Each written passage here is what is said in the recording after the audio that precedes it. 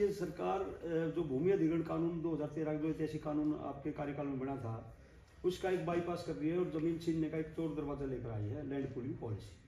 Land pooling policy में विकास का नाम ऐसे दिखा दिया लोगों को कि विकास के भागीदार बनो और अपनी जमीनें दे दो। और आज़ाद भारत के ही नहीं, मतलब मैं तो कई बार कहता हूँ गुलाम भारत के इतिहास का भी सबसे बड़ा फ्रॉड किया इन्होंने। उन शर्तों पर किसानों का रजिस्ट्रेशन कराना शुरू कर दिया 2019 से, जो शर्तें किसान के पास है ही नहीं। आपत्ति सुझाव डीडीए ने मांगे, हमने लिख के दे दिए। 5000 से ज़्यादा किसानों को हमने साइन करा के दिए डीडीए में।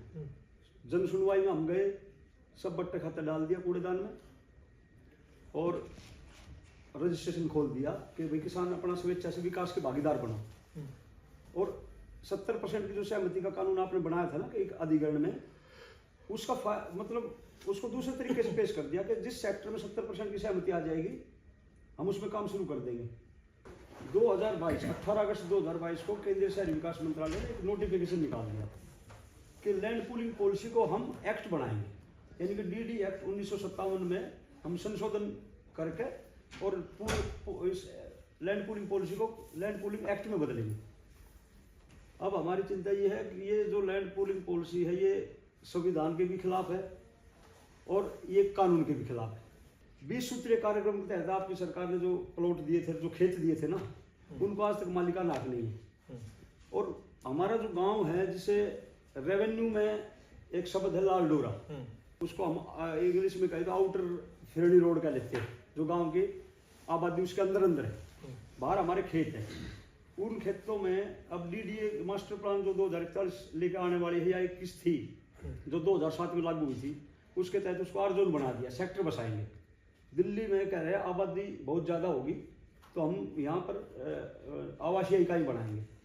बट उसमें एक बात बताइए, उसमें आपकी ज़मीन का दाम बढ़ेगा नहीं?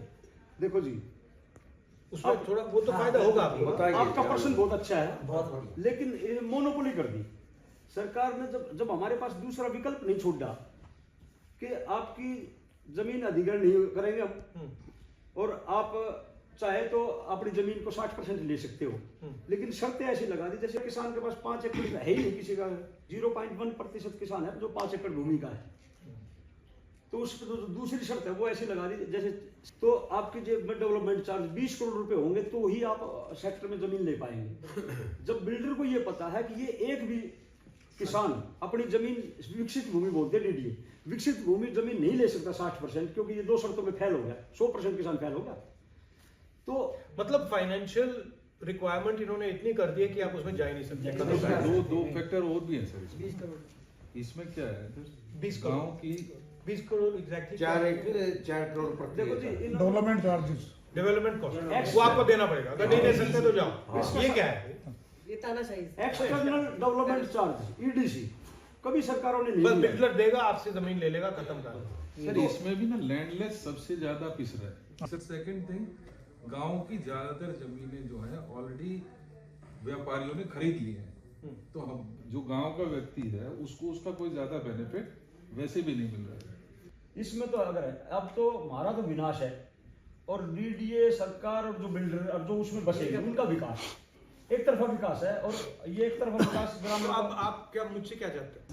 हम ये चाहते हैं देश की सबसे बड़ी जो पंचायत है संसद भवन, और उसमें आप विपक्ष के सर्वमान्य नेता हो, आप इसमें हमारी आवाज उठाओ। दूसरा, हम चाहते हैं एक बार दिल्ली देहात का दौरा, जिस तरह आप सभी वर्गों से मिल रहे हो, इस तरह दिल्ली देहात में आप जाओ, एक बड़ी महापंचायत और कुछ लोगों से, ठीक है, महिलाओं से वहां मिलो। आप जो आप चाहते हो 3 पॉइंट रखने हैं वो हम रख देंगे और आपके यहाँ दिल्ली देहात आ जाएंगे।